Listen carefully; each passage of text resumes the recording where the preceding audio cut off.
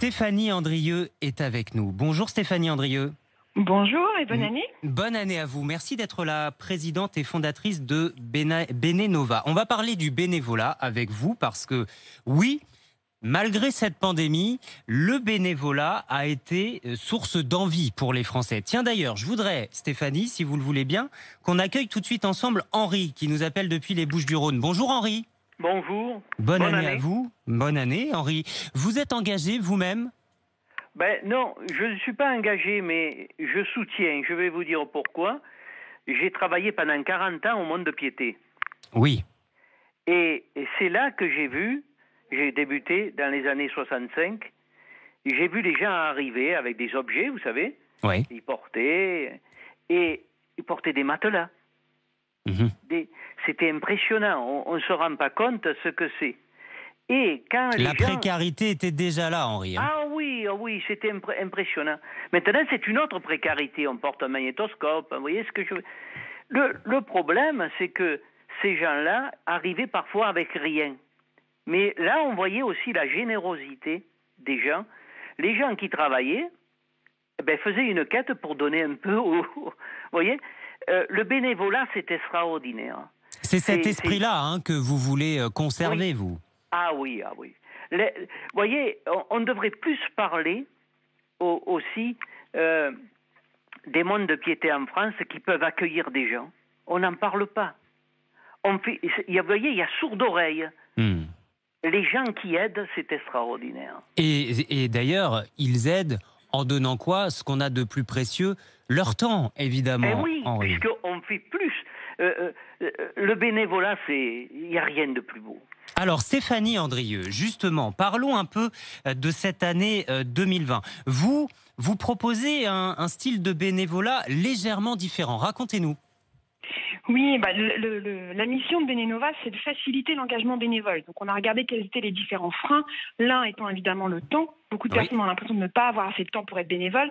Donc ce que propose Bénénova, c'est notamment des engagements sur des temps courts, de 1 à 4 heures, sans avoir besoin de s'engager sur la durée.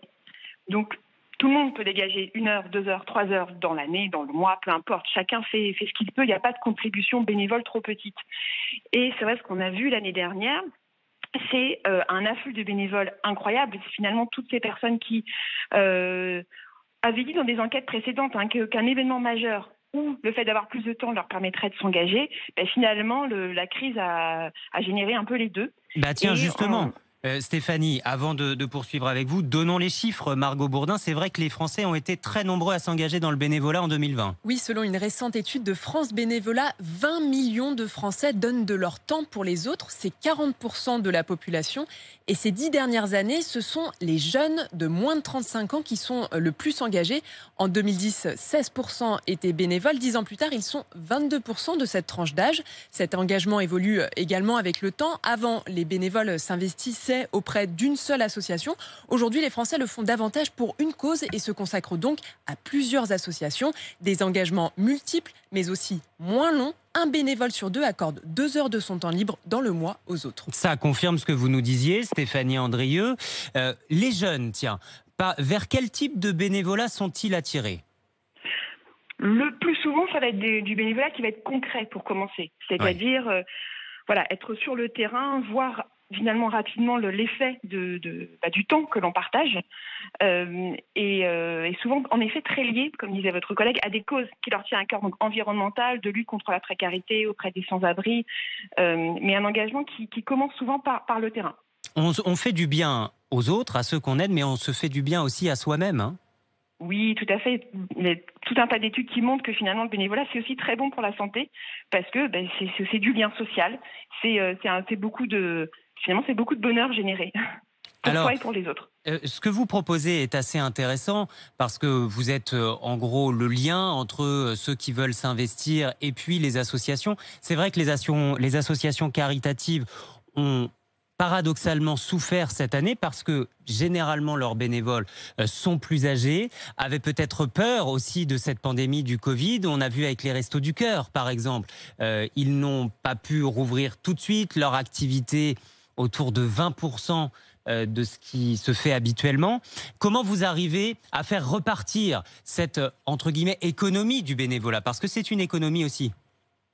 Mais il faut vraiment travailler main dans la main avec les associations. Nous, notre travail chez Bénénova, c'est vraiment de comprendre leurs besoins et finalement de voir comment on va mobiliser des bénévoles pour y répondre et de soulager l'association de toute cette partie de gestion des bénévoles pour que l'association puisse se consacrer à la partie logistique et puis être sur place pour accueillir le bénévole ou les bénévoles quand ils arrivent.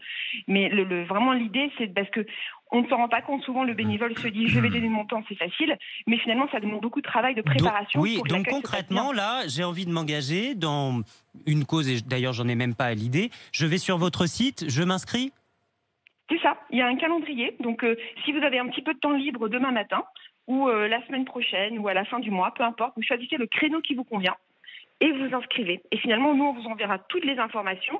On est là au bout du fil si vous avez des questions. Et le jour J, nous serons là, donc soit Bénénova ou un partenaire associatif, pour vous accueillir sur le terrain. Votre mission sera déjà définie. Donc, vous n'aurez pas besoin de faire des allers-retours pour confirmer votre intérêt ou faire des formations en amont. Nous, on cale vraiment pour que le temps que vous donnez soit vraiment du temps sur le terrain.